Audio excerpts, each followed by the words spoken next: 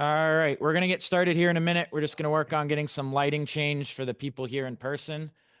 In that meantime, if we can just have everybody on Zoom land, double check, make sure you are muted.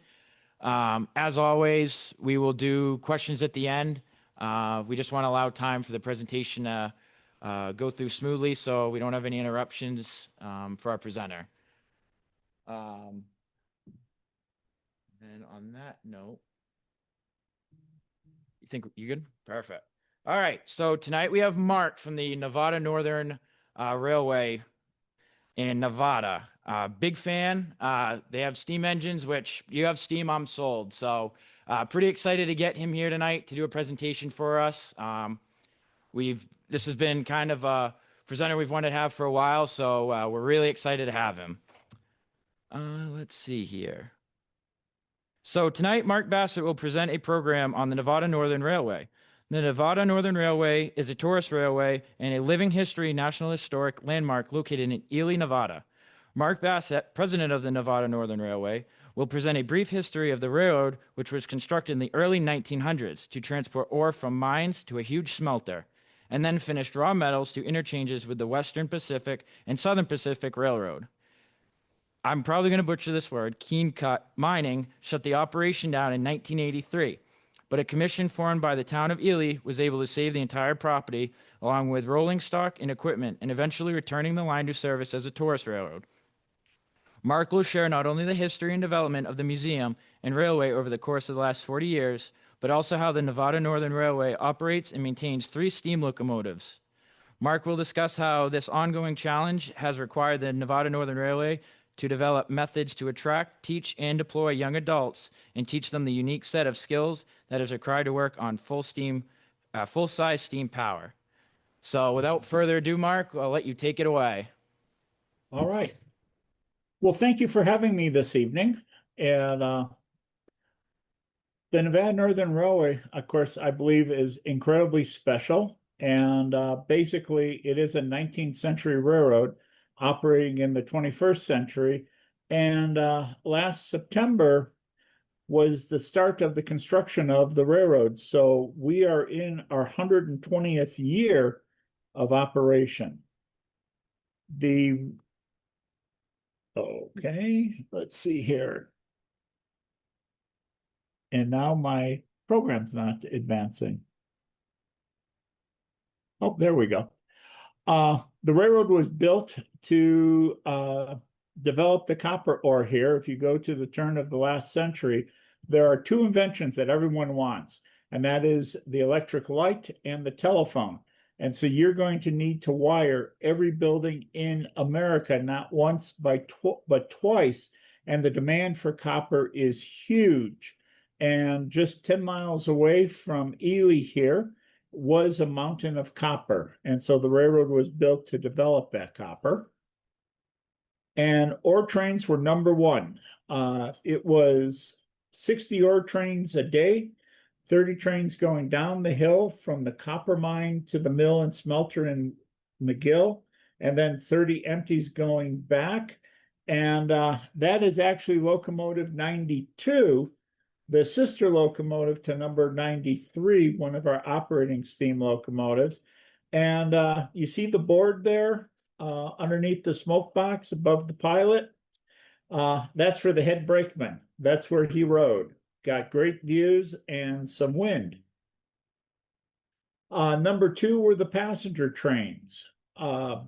When the mine was developed and the railroad was developed, Ely only had a couple of hundred people living here, and it was the dream of Mark Requa to develop the railroad, the mine, the mill, and the smelter, and to do so, he needed people.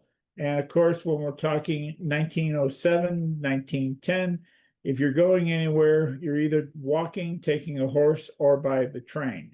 And so the other thing is, too, the organization here was spread out in that you had the mine at Ruth, which is 10 miles away from Ely, and then you had the mill and the smelter at McGill, which was 13 miles away, and the railroad offices and shops were in Ely, and so the railroad ran commuter trains to haul people back and forth.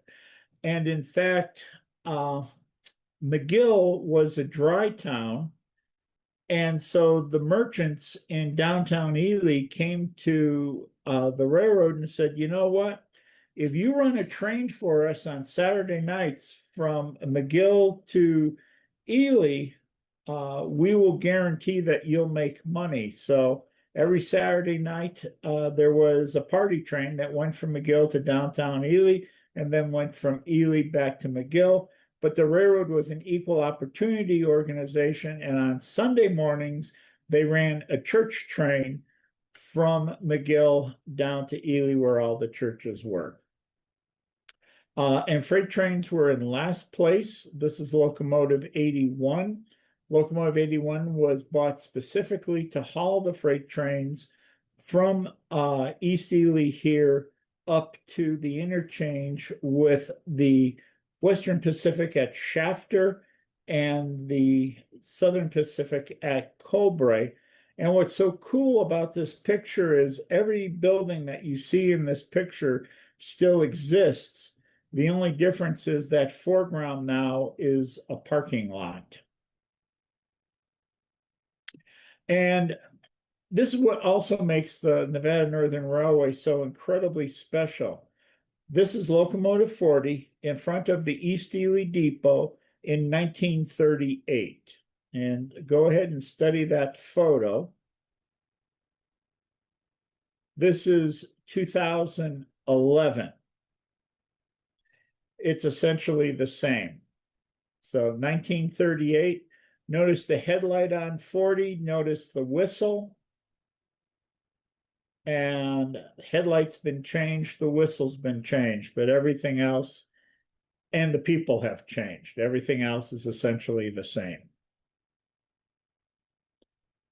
Now, the railroad got hit with a triple whammy. Actually, the copper company was called Kennecott, and it got hit with a triple whammy. The production here was pretty expensive. And the other thing is the creation of the EPA. The EPA was signed into law by President Nixon, and they needed to prove themselves. And so they looked around the country for an example to show that they're out to protect the environment. And they found the smelter in McGill. Now, at this particular time, Nevada only has 2 senators and 1 representative. So if you're going to pick on a state, Nevada was the ideal state to pick on. So the EPA comes out here and says, you know what, you're polluting too much. So Kennecott builds a new smokestack at the smelter. And the EPA comes back and says, that's not good enough. At the same time, 2 other things happened. The price of copper went down and the employees struck. And so Kennecott said, you know what? That's all she wrote. And so the last Nevada Northern Revenue Freight operated on June 20th, 1983, with 7 outbound loads for Shafter. And after dropping the loads at Shafter, it came back to Ely and tied up, ending 78 years of freight service. Now, locomotive 401 still exists. It is in Delta, Utah, owned by the city of Los Angeles, and we're working diligently to bring that home. And locomotive, our Caboose 6, is still in existence, and it still operates on our tourist trains. The evolution of the Nevada Northern Railway Museum, we need to thank Pete Peterson, who was the last what I consider true general manager of the railroad. One of the things I love about history is how time happens. And if you look at Nevada, Nevada is called the Silver State. Why? Because we produced a tremendous amount of silver. You had the Great California Gold Rush in 1849. One of the largest immigrations in the world was from the Western United States to California for the gold rush. Well, if you didn't find it there, you started heading east. And the next huge discovery was in Virginia City, the Comstock, Bonanza fame. If you didn't make it in the Comstock, you started coming east. It was Austin, it was Eureka, and we got silver, silver, silver everywhere, except here in East Ely. We didn't have very much silver or gold. And so what happens here at the turn of the last century, 1900, the silver has played out across the state. And here's Nevada with a senator, 2 senators, and a representative. And the rest of the states are jealous, and there's a movement afoot to take our statehood away and basically turn Nevada back into a territory because we don't have much population.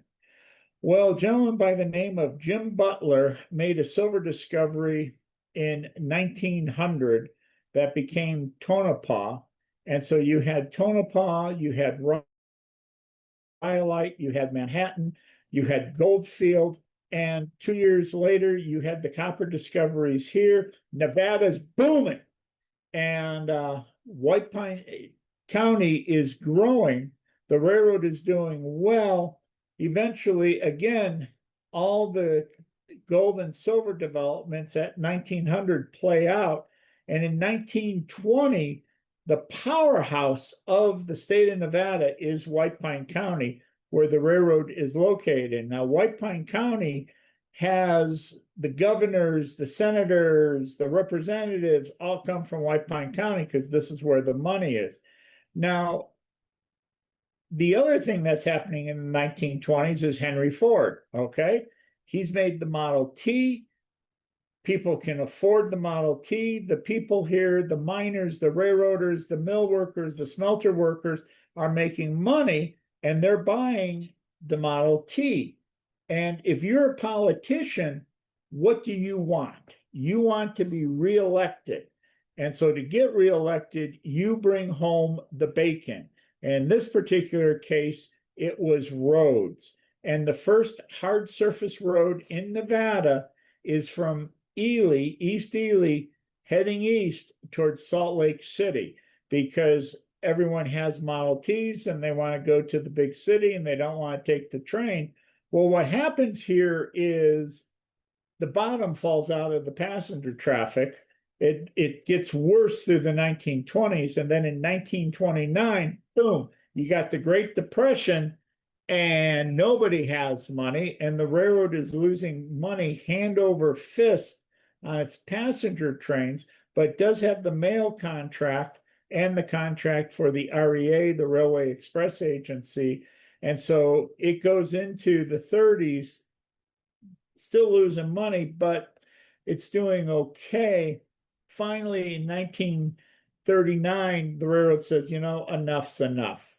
And so they go to the Public Utilities Commission of Nevada and say, we want to drop our passenger trains. And the Public Utilities Commission gives them permission. And this is the real interesting thing to me. The Public Utilities Commission says you can drop passenger trains on July 31st, 1941. And that's when the last passenger train operates. Buses start the next day. But if the commission had said you can drop passenger trains December 31st, 1941, after Pearl Harbor on December 7th, I'm guessing the PUC would have revoked that order and the railroad would have ran passenger trains through the war years and it would have ran this locomotive into the ground. Instead, what actually happened is the PUC said you can go to buses, but you need to save a steam locomotive and some passenger cars because we don't trust these newfangled buses. And that's how locomotive 40 gets saved. It gets pushed into the engine house here. And Mr. Peterson won't sell it. People come from around the country trying to buy Locomotive 40 in the 50s and the 60s. And we have a story from one of the ex-employees. A gentleman comes by, says, I'd like to speak to the president of the railroad. They said he's upstairs. He goes upstairs, knocks on Mr. Peterson's door and says, I would like to purchase Locomotive 40. And Mr. Peterson says, it's not for sale. And Mr. Walt Disney is shown the door. So, yeah, pretty interesting story there. So I'm going to touch on where we've been, where we are, where we're going, and the journey between. All right, the plan was, so Kennecott shuts down in 1983. This is the major employer rather, in McGill, Ely, East Ely, and Ruth. And so this is the major employer in White Pine County. So the community goes to Kennecott and says, hey, will you operate tourist trains for us? And Kennecott says, no, we don't do that. And this is where I give the community a whole bunch of kudos. They go back to Kennecott and say, you know what, if you're not going to use it, can the community have it? And their reply is yes, and which is unbelievable. And so the plan was that the railroad would become an economic generator for the community, and it would capture the tourist dollars. But be careful what you wish for. It was gifted to the city of Ely and the foundation on May of 1987, 56 acres, 70 buildings and structures, 1 steam locomotive. We did pick up 3 others. We had 6 diesels, 2 electrics, 60 antique pieces of rolling stock, 30 miles of track with 1 tunnel, but the gift came with no money. And this is the main complex here. It has 70 buildings and structures on it, built between 1906 and basically 1920. It's a mile long by half mile deep. And when we established the value in 1987 dollars, it was just over 11 million bucks. And we are remote. This is a sign right outside of Ely, heading towards Tonopah. Next gas, 167 miles. And they mean 167 miles. And this is the East Ely Yard. We are actually looking towards the west. The buildings on the left, the first building on the left, the 2-story building is where my office is. The building next to that is the depot. The big long red building is the freight depot. Back on the back of the picture where you see the steam going up, that is the machine shop and engine house. The tall building just in front of the smoke is the RIP building, which is not rest in peace, but repair in place. And then you have the coaling tower, water tower, and the red building in the center bottom of the photo is the ice house. So it is a huge complex. And big money was needed.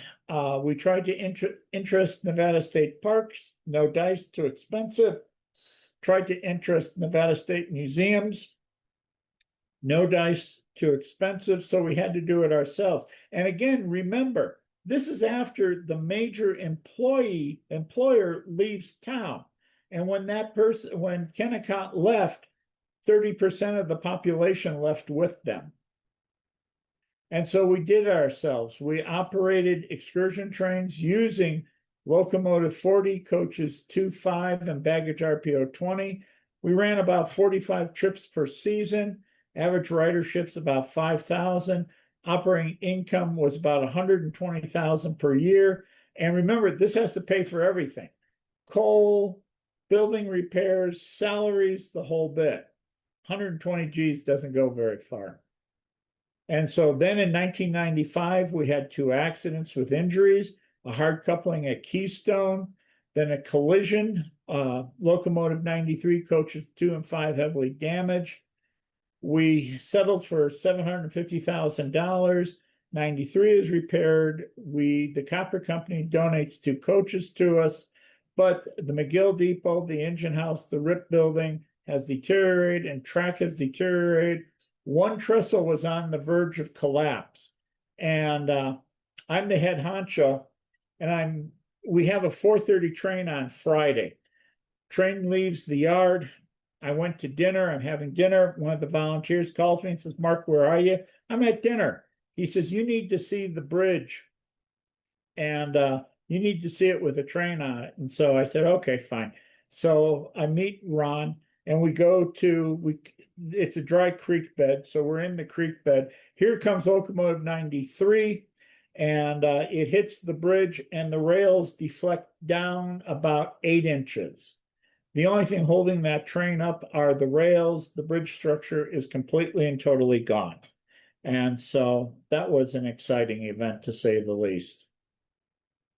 This is where we've been. Short operating season, no long-term plan, no financial plan.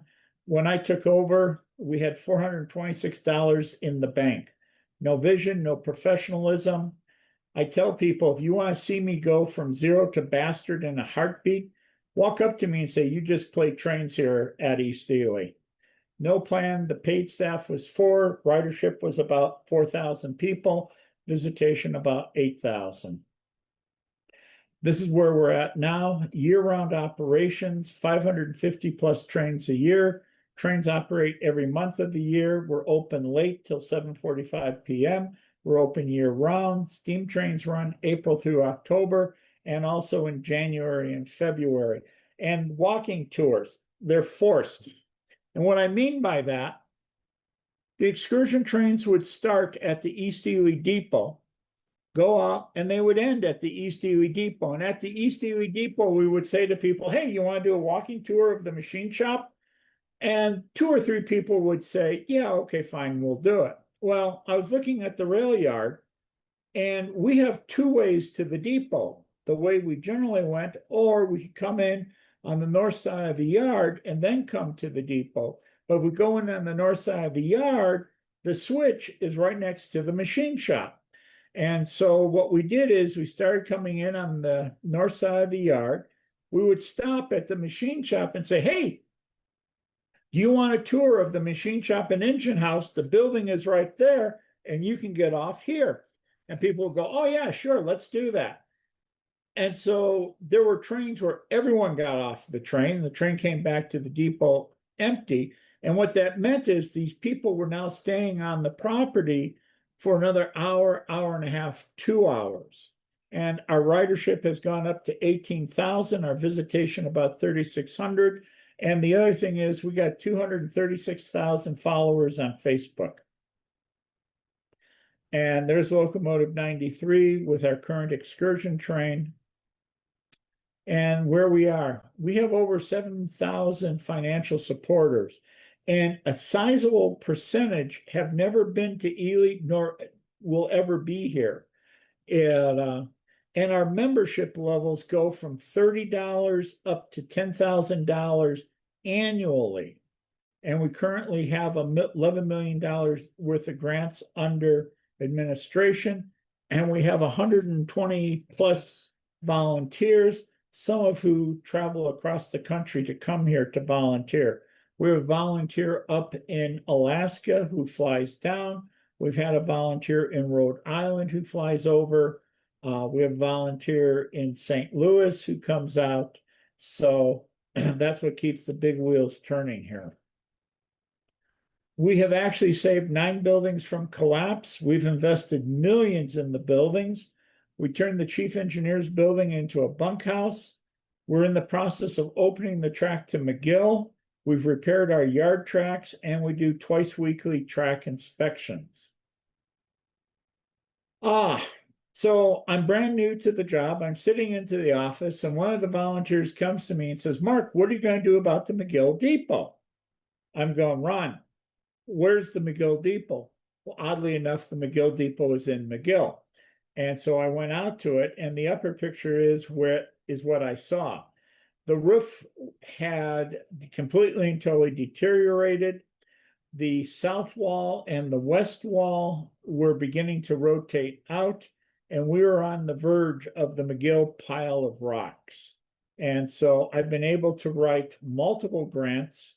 And as you can see, the building has been stabilized, has a new roof, and we're in the process of working on the inside. The upper right picture is the before, and the lower picture is as it is now. And we've done a lot of work there, obviously. And then we did snag a grant to open up the track from East Ely to McGill. And in fact, I have a meeting next week with the contractor on that.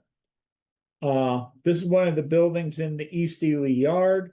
It's called the Chief Engineer's Building, not a locomotive engineer, but a civil engineer. And that's the building there. And the lower photo is the building as it is now. That is our bunkhouse. There's 4 sleeping rooms, 2 bathrooms with showers, a kitchen area, and a sitting room. And we were renting those rooms out to the public so you could spend the night at the museum. But now volunteers and are using those rooms. So that's one of the sleeping rooms, and that's the sitting area just off the kitchen. Okay, where we were. This is 2020. I got locomotives 93, 40, and 81 all steamed up. That was the first time all 3 steam locomotives have been under steam since probably 1958. And then on the closest track there is our 1956 Pontiac Chieftain high rail vehicle. The railroad actually purchased one in 1956. That is a recreation of it. Okay, where we are now. Oh, and that's where we were, locomotive 40, nice and pretty in front of the East Ely Depot. And there's locomotive 40 today. And locomotive 40 needed her 1472-day boiler inspection. And the other thing, as we went to do her, we can generally do a boiler inspection in 8 months, 12 months from start to finish. Well, her axles were from 1924. Over a century, they were condemned. So we decided we better do the running gear too. And John Henry in the photo there, he is our master mechanic. And he first walked through our doors as a 16-year-old intern, eager to learn. And after college, he came back full time and worked his way up from sweeping the floor to leading it. And he's now training the next generation. And this is perhaps the biggest challenge that I have here, and actually, quite frankly, the heritage railroading has across the country. Back in 2004, Jack Anderson was our master mechanic, and Jack was 3 months older than I am. Jack was a crackerjack steam locomotive mechanic. I got him from Mount Rainier. And Jack came here, and Jack was 3 months older than I am. He is doing the boiler inspection on locomotive 40. I'm raising the money. Jack's telling me we got to do this, we got to do this. And I go, yeah, just do it. Jack calls up one morning in November and says, I got a headache. I'll be in later on. Okay, fine. At noon, my wife calls me and says, Mark, get to Jack's house now. And I said, huh? Now. And so I went and drove to his house, walk up to the front door. My wife opens the front door, walk into the living room. To my left, his wife and son are sitting on the sofa, bawling their eyes out. And across the room, under a blanket, I can see a pair of boots. Jack had died that morning. And when Jack died, all of his knowledge went poof, gone.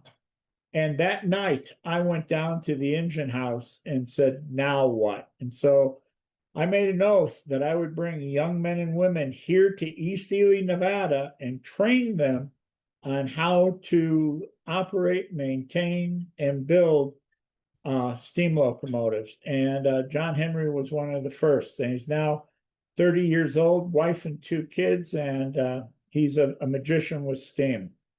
And this is where we were too. when the foundation started, locomotives 93 and 81 were stuff and mounted in downtown Ely. And no one ever thought that they'd ever run again. Well, through a lot of persistence, we got locomotive 81 back in operation, and we got 93 back. And so there they are, February 2022 on a double header. And in the back of the train there, that's our steam crane. And yes, our steam crane does operate. All right, here's where we are now. It's never a good sign when two steam locomotives are back to back in the shop.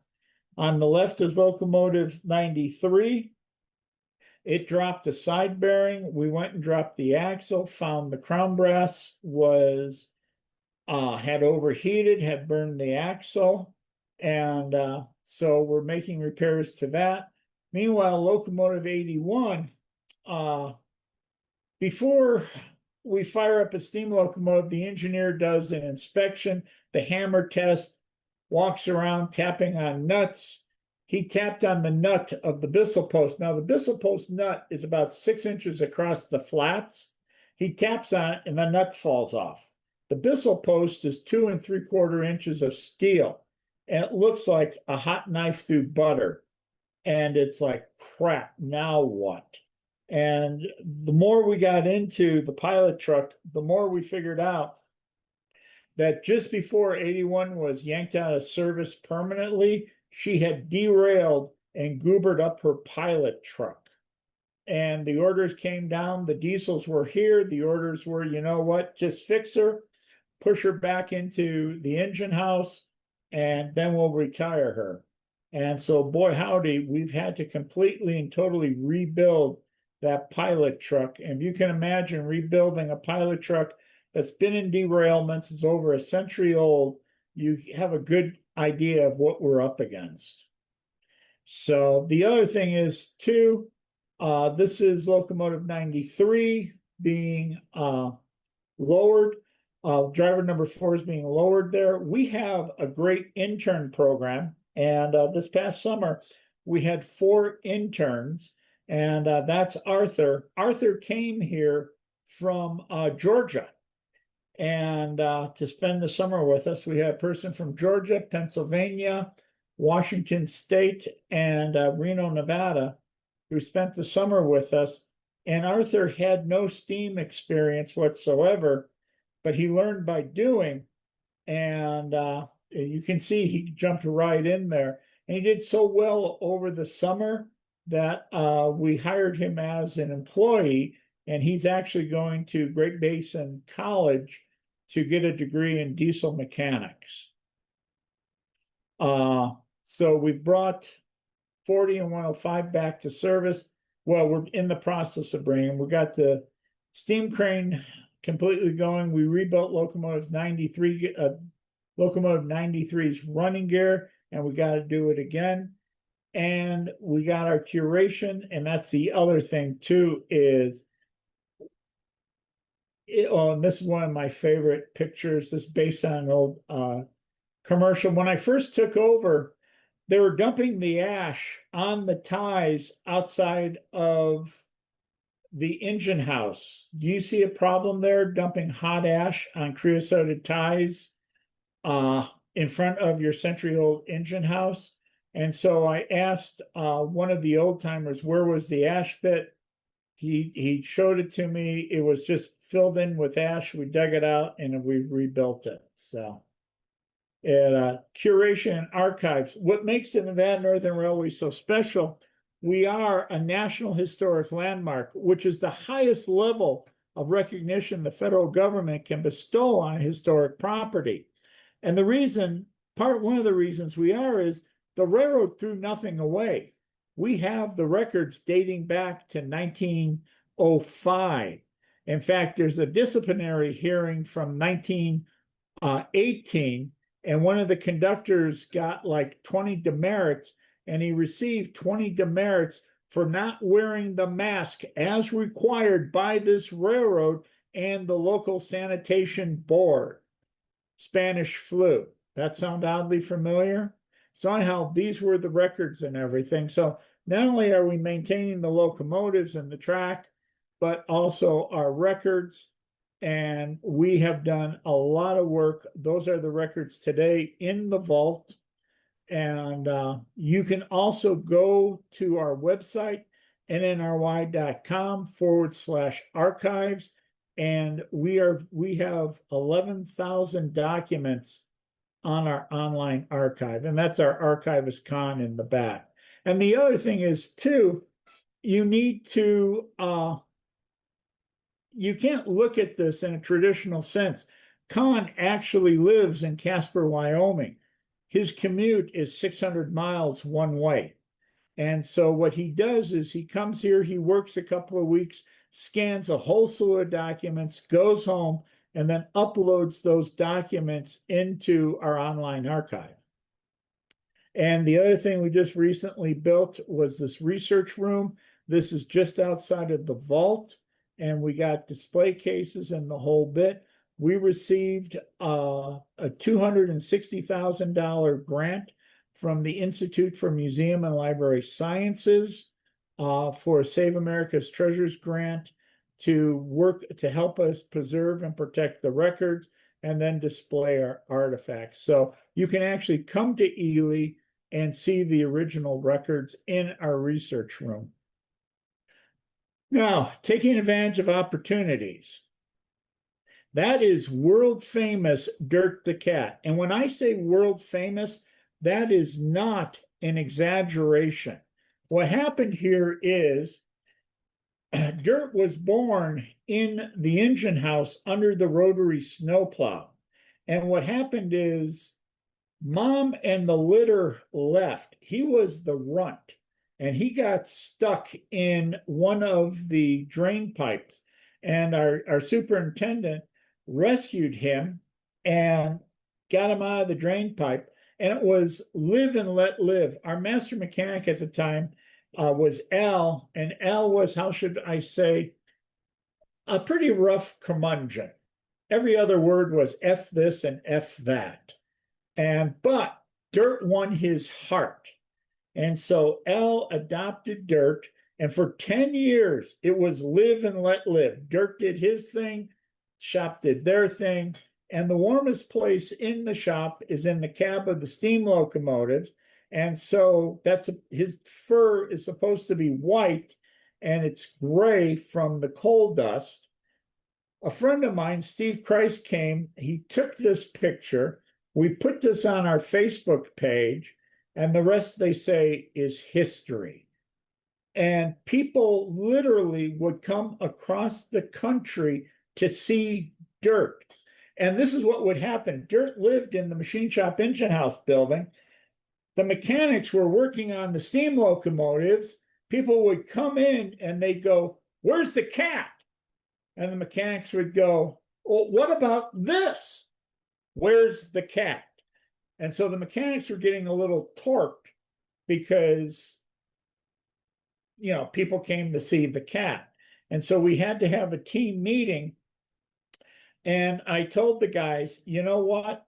Quite frankly, you guys spend more money than any other department of the railroad. And that cat brings people here that give us money.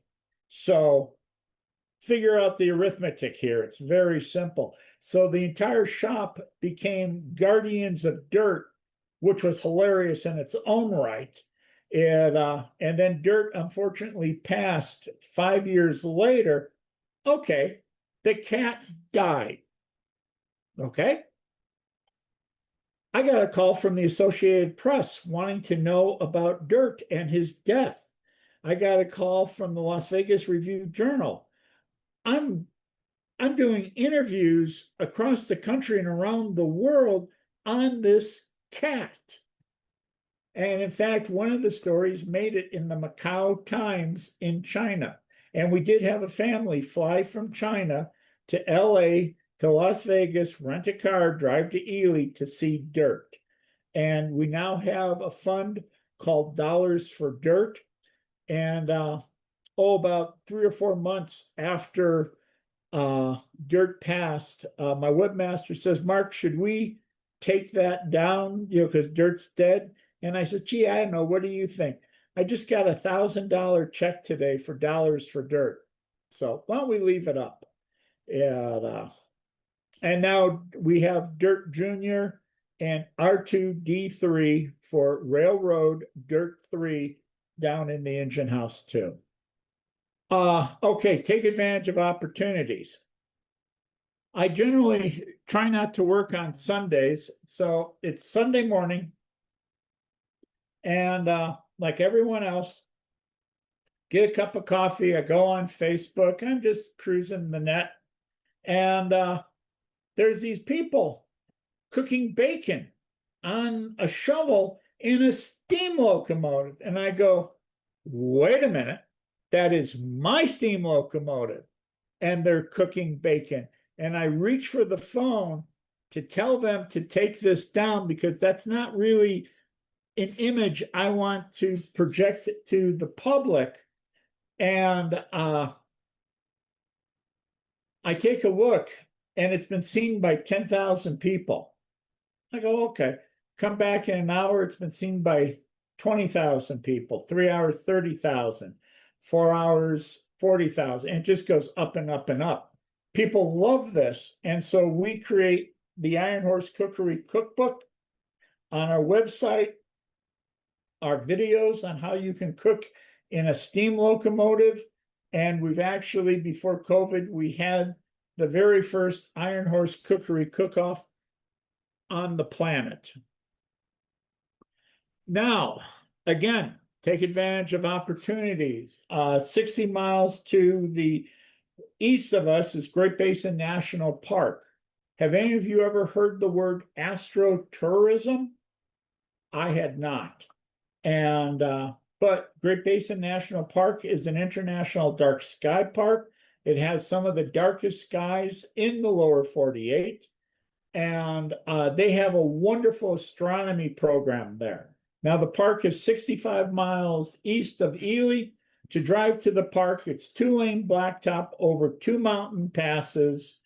And so you drive over there in the afternoon, beautiful drive. You do the astronomy thing, great thing. And there's no lodging at the park. So now you have to drive back to Ely, 65 miles on 2-lane highway over 2 mountain passes under, guess what? Incredibly dark skies. So my job is to put butts in seats. So I go to the park and say, hey, can we do a star train here at the railroad? You bring your telescopes here. They say yes. And so the first year we do 2 trains. It works okay. About the 3rd year, I get a call from CBS Sunday Morning saying, Mark, we want to do a story on your star train. And I go, okay, fine. So they come out, it's August, and they do the story. I said, you want to go down to the engine house? You want to see the steam locomotive? No, just the star train. I go, okay. So they do their story, they leave. August turns into September, October. I email them, hey, when's the story going to run? Get nothing back. November, get nothing. December, nothing. Christmas morning, 10 o'clock in the morning, my webmaster calls me up and says, Mark, the website's going nuts. People want to buy Star Train tickets, and we don't have them up for the next year. And I go, David, it's Christmas morning, bucko. Take a chill pill. We'll do it tomorrow. He goes, but I said, David, it's okay. So now I'm curious. Why? So I go searching. And son of a gun, Merry Christmas, CBS Sunday Morning. They do the story on our Star Train. So now I called David back and I said, CBS Sunday Morning did the story on the Star Train. We do have to get the tickets up for the next year. And David goes, but Mark, it's Christmas. And I go, okay, you got it out of your system? And he goes, yeah. So he and I work together. By about 1 o'clock in the afternoon, we have the following year's schedule up. Staff comes in on December 26th. We have a Santa train at 4:30. They think it's going to be an easy day. There's like 400 emails they have to answer. The voicemail boxes are filled up, and we sold 70 Star Train tickets. Thank you, CBS. And then about 2 years later, CBS This Morning came out, did another story on the Great Basin Star Train under their program called American Wonders. And generally speaking, we sell out our Star Train tickets a year in advance. It is just a great financial boost to the railroad. And not only that, then Stephanie came out. She rode our Star Train, and our Star Train is in 100 Nights of a Lifetime, the world's ultimate adventures after dark. I mean, and she goes around the planet here, but she included the Great Basin Star Train in it. And again, grab opportunities. We had the opportunity to get the Google Tracker camera. That's the camera. I'm wearing a backpack, and I walked through the yard and if you go to Google Maps, you know how you drag the little guy down and drop it on the blue trail? You can walk through the yard with Google and get a view. And I walked through the machine shop and the engine house. And the other thing too, Kindle Direct Publishing. Kindle Direct Publishing is a division of Amazon. In the book business, you generally can't make money. The great thing about Kindle Direct Publishing is they publish the books for us. I can order whatever I need.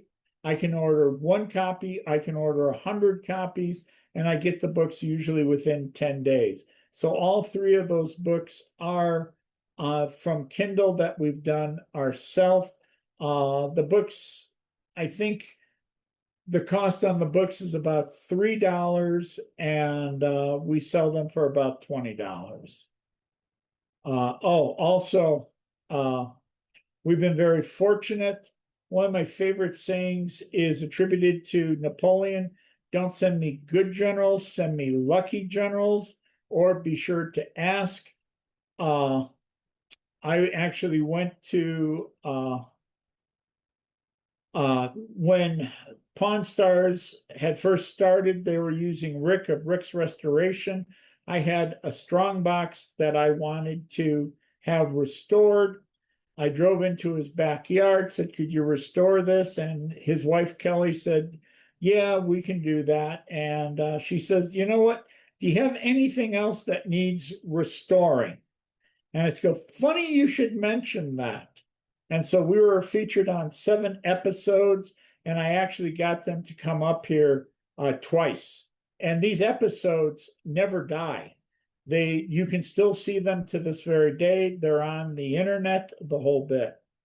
And we were fortunate to be in on Pawn Stars 2. This is, I think, the most hilarious one. I'm a big fan of Big Bang Theory. So I wrote a script idea and sent it off that they could come here, be the engineer, and the whole bit. I send that off. I don't hear anything. And so it's in February. It's Thursday night. We're starting a photo shoot Friday morning. I'm having dinner with 2 friends, and my phone goes off. Well, I'm having dinner, so I cancel the call. And we're having dinner. My phone goes off. I cancel the call. My phone goes off. I cancel the call. My phone goes off, and they go, answer your phone. And so I answer the phone, and it's the chairwoman of the local tourism council going, Mark, we're on the Big Bang Theory. We're on the Big Bang Theory. And I go, say what? She says, yes, we're on the Big Bang Theory. And so this is actually the line from the Big Bang Theory. Sheldon, congratulations. The bearer of this certificate is entitled to the ultimate train experience at the Nevada Northern Railway. You are at the throttle. You are the engineer. You're running the locomotive. This doesn't happen very often, but here comes a hug. Oh dear, I have to tinkle again. So whereas they did not come to Ely, that's actually in LA. But again, this episode, it never ends. The episode is the locomotion reverberation, and you can Google that and watch the episode. Santa's Reindeer Flyer. What do you do when the Polar Express becomes too expensive? if you run the Polar Express, you pay a royalty to Warner Brothers, and it was getting ridiculous for us. And so we came up with the idea for Santa's reindeer flyer. And so that's what we came up with. Interesting, it doesn't carry as many people as the Polar Express, but without having to pay the licensing fees, we actually make money. And then this year, we actually created the book that we can read with it. And here's the story gone mostly untold: when Christmas was saved by the ghost train of old. And what happened is Santa's reindeers get sick with the flu, and the crew of the Nevada Northern Railway saved the day. And then fundraising, asking for money. Time is money. Our donated hours, about $250,000. Our membership levels from $30,000 to $10,000. And why $10,000? Because I went with what art museums are doing. And it's like, okay. And do I get $10,000 membership donations? Yes, I do. In fact, there is a theory of envelopes. The smaller the envelope, and if it's handwritten, invariably the larger the check. And the first year I did this, it was January 4th or 5th. It's a Sunday. I let everyone go to lunch, and I'm processing the mail. And there is this little handwritten envelope there. And I've let everyone go to lunch. I open the envelope, and there's a check in there for $30,000, two $10,000 memberships, and a $10,000 donation. And there's nobody around for me to say, see. And so, yes, can you get them? Yes, you do. And then, do you know what you're asking money for? Your project list and the whole bit, and advertising outside of your area. We have members in every state of the union and 11 foreign countries. I use direct mail extensively. A lot of you will be getting letters from me in the next week or so saying, hey, I got busted steam locomotives. I need your help. And then the little thing on the right, the Platinum Transparency 2025 from Candid. Candid is a nonprofit.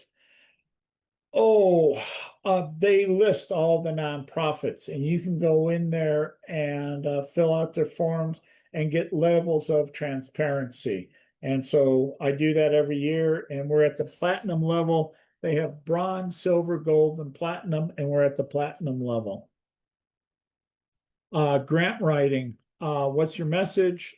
Identifying sources, local tourism organization, regional and state organizations. Are you involved? And then the foundation center. And is it successful? We are a National Historic Landmark. Since the railroad started operating, tourists have spent over $72 million in a community of 4,000 people. We have the buzz. And where we're going, we're working on the plan for the future. We're dreaming big. I would actually like to build a heritage industrial arts program here, basically a 2-year VOTEC school teaching machining, welding, things of that nature. I'd like to build a new shop complex and classrooms. I'm thinking of building a replica of Locomotive 1 and 21 starting next year, and building an archive and library building. And the end. So if anyone has any questions, I'd be happy to answer them.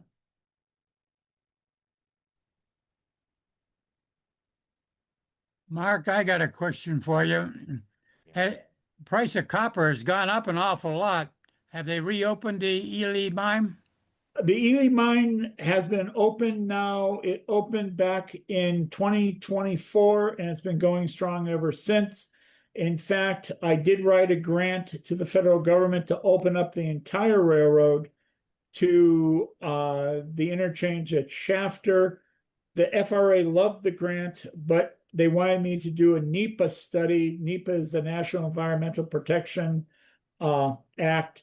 And so I'm in the process of writing another grant to the FRA to cover the NEPA work and to work towards getting the railroad open once again. And that would be for freight service? That would be for freight service. We would be servicing the mine. The beautiful thing is the railroad be kind of balanced. 1 million gallons, the mine burns 1 million gallons of diesel a month. That 1 million gallons of diesel fuel goes right through the center of Ely, right past our junior high. So, and the ore trucks taking the ore from here to Windover drive right through the heart of town again. And if we open up the railroad, as a planet, we can't agree on much. One of the things we can't agree on is the set size of intermodal container. And so we're looking at actually shipping the copper out in an intermodal container once we get the railroad open again. Wow. So, Mark, that was just a fascinating program. I'm Dave Brown, the president of the Bass Bay Railroad Enthusiasts. And just a fascinating story of the past and the present and the future and the success you've had. I'd like to reach out to you to consider repeating this program now that you've got all this time invested in it for the Bass Bay Railroad Enthusiasts. Oh, I'd be happy to. Yeah, we do third Thursdays of the month. Sure. So if I could get your email address? Sure. It's really simple. It's president@nnry.com. At nnry.com. Correct. Super. I'll be reaching out to you the next time. Okay, terrific. Be happy to do it. Fascinating program. Thank you. It's been a fascinating journey, I can tell you that much. It sure has. So I have another question. To what extent are you the driving force of the organization? Oh, every organization doing a project like this needs a crazy person. And I don't care where it is. You need a crazy person, a person that really just doesn't understand the word no. And that's me. But I am supported by a great board, a wonderful staff, and volunteers. I'm just the leader of the band. And what I'm doing, like with John Henry, he and I worked together now for 16 years, and he's watched how I've managed to pull many rabbits out of my hat. Have I been successful all the time? Absolutely not. But I think the difference between those who succeed and those who don't is when you stumble and fall, you pick yourself up, you dust yourself off, and as we used to say in the Army, you continue the march. And that's what we do. And the staff is used to my crazy ideas. And the change from Polar Express to Santa's Reindeer Flyer was like, oh my God, do you really want to do that? And we decided to do it, and it's worked very successfully. It's taken time. None of this happens fast. None of it happens fast. And unfortunately, because of these silly things here, we expect instantaneous results. You don't get that in heritage railroading. It's as simple as that. Yeah. Hey, Mark, this is Andrew Davison.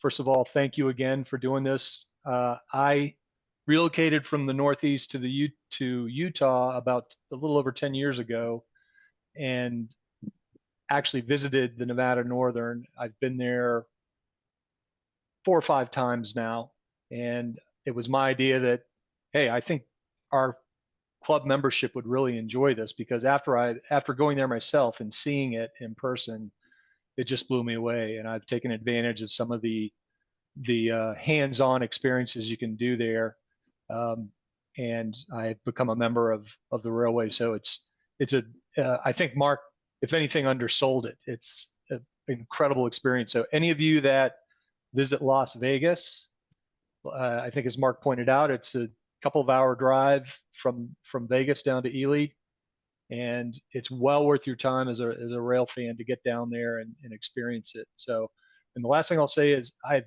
met John Henry. He fits the bill. He's Yep. what, Mark, like 6'5" at least? No, he's 6'8". 6'8". He is 6'8". He's a big man. And not only that, he is the finder. And I cannot get over what he finds. We have 70 buildings and structures here, and I've been all over this complex, and I thought I knew where everything was. He was on the second floor of the storeroom, and he stood up in between the rafters, and he hit his head on a box. And we look up there, and there's 4 boxes. Well, we take them down, open them up.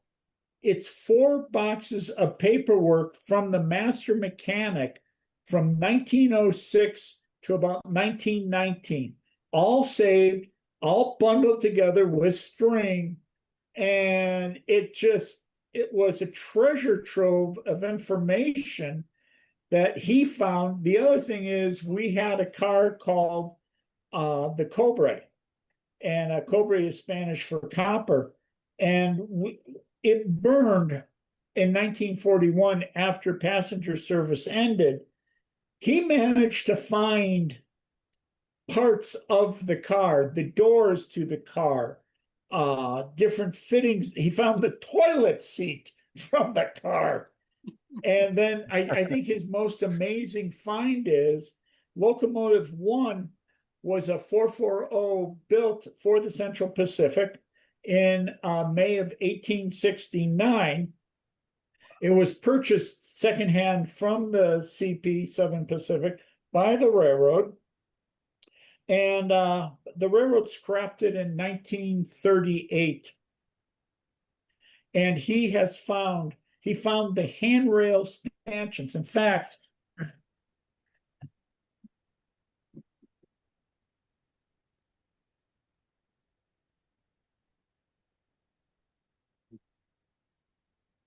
here's one of the handrail stanchions. Handrail goes through there. This is the handrail stanchion from Locomotive 1, built in May of 1869. Why in God's name we have all 4 of them? Why we have all 4 of them, I have absolutely no idea, but we do. And so now I have to build a locomotive to go under these. Love it. It's great stuff. It's truly a time capsule, like nothing I've ever experienced in tourist rail or heritage rail. So again, I encourage anybody that gets out to the West, put it on your list. It's more than worth your time. Yeah, Thanks we're again, actually Mark. halfway between Salt Lake City. We're 240 from Salt Lake or 240 from Vegas. So, and you can take if you're going to come west and take Amtrak, I recommend you get off at Salt Lake City and drive down, because it gets in about 10 o'clock at night. Whereas if you do Elko, it's like 2 o'clock in the morning, and the station looks like a guard shack, and it's, not a great location there at all. And it's a really cool drive from Salt Lake City. I would throw in anybody that's a car buff. You go right by the Bonneville Salt Flats, which is pretty cool. So well, and then you also have the air base at Windover, where they trained the Enola Gay crews, and they have a beautiful little museum there too on that training of dropping the atomic bomb. Hey, Mark, once again, we really appreciate you doing the meeting. I remember about 10 years ago, coming home from school one day, turned on the History Channel, and the restoration show you were talking about came on. I was like, oh, one of the segments was trains in it. So I was like, all right, that's pretty cool. And it was the air brake tester you had. Oh, yes. And so we were watching that, and then a week later, came home, turned on the TV, same thing, and it was the speeder episode. It was all the repeats. So I was like, wow, this place is pretty cool. They got a lot of things on the TV show that they're restoring. So I looked it up, and lo and behold, Didn't realize how big the Nevada Railway was, which is super cool. And then, the bug was brought to me and Eric that, hey, we should get them on one of our presentations. And we were like, wow, do we really think we can do that? So getting you here is awesome, and definitely excited that Mass Bay and the others are gonna hopefully get you on their presentations too, because it's a pretty cool story to listen to. I'd listen to it again in a Fascinating heartbeat. story. Yeah, it's been one heck of a journey, and actually in this picture was taken about 2002. That's Caboose 3, came here in 1909. Car in front of it is outfit car 6, built in September of 1872 for the Pullman Company. The railroad bought it used. Then you got 93. And the ore cars, the box cars from 1912, and then in the lead is 40. And yeah, that's who we are and what we do. It's just, I never get tired of it. And it can get incredibly frustrating at times, as you can rightly imagine. But it has been a very, very worthwhile journey. And I invite all of you to come out and visit. It is the last of its kind in the United States.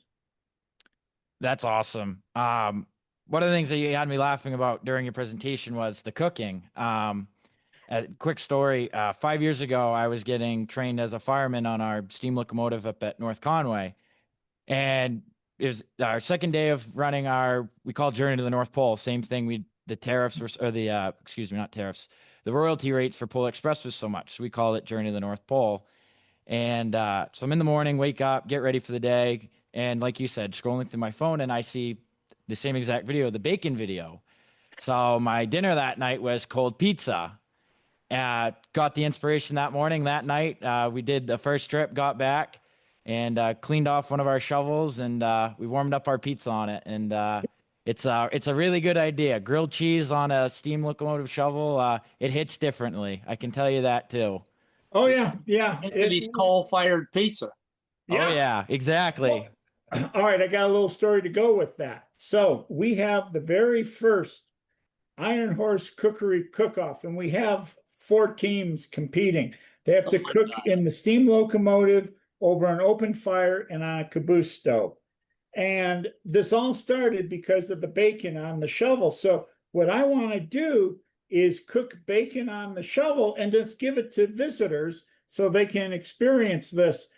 And so to do this, I need a food permit. So I call up the local food inspector and I tell her what I want to do. I'm going to cook bacon on a shovel in the firebox of a steam locomotive. And she says, Mark, I don't think I can approve that. And I go, have you ever been to Reno? She goes, yeah. And I said, have you been to the pizza place that they have a coal-fired oven for pizza? She goes, oh yeah, the pizza's great. And I go, well, my fire is no different than their fire. My fire happens to be on wheels. And my spatula just happens to be a shovel. And she goes, let me call Carson City. That's our state capital. She does. She calls me back the next day and she says, Mark, they said, yes, you need a hand washing station and, the 3 sinks and the whole bit. And I said, fine, we'll do it. And so we have a hand washing station in the cab of a steam locomotive. So we can bacon on a shovel and give it to the public. That's awesome.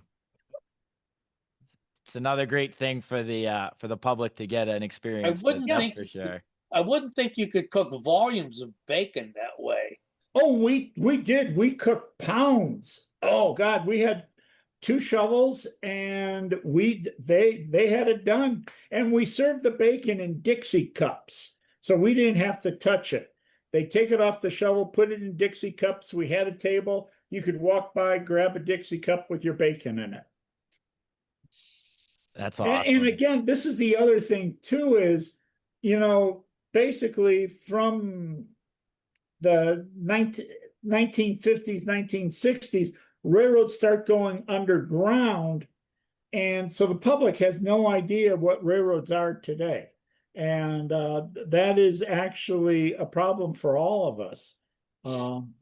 Shippers, manufacturers, the whole bit. So anything we can do to bring railroads to the forefront, I think is just a wonderful idea.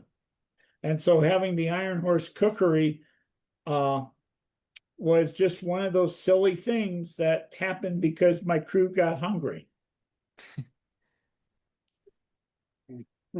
We're going to put a last call out for any questions for Mark. Anyone in there? Questions? Seeing none, I don't think.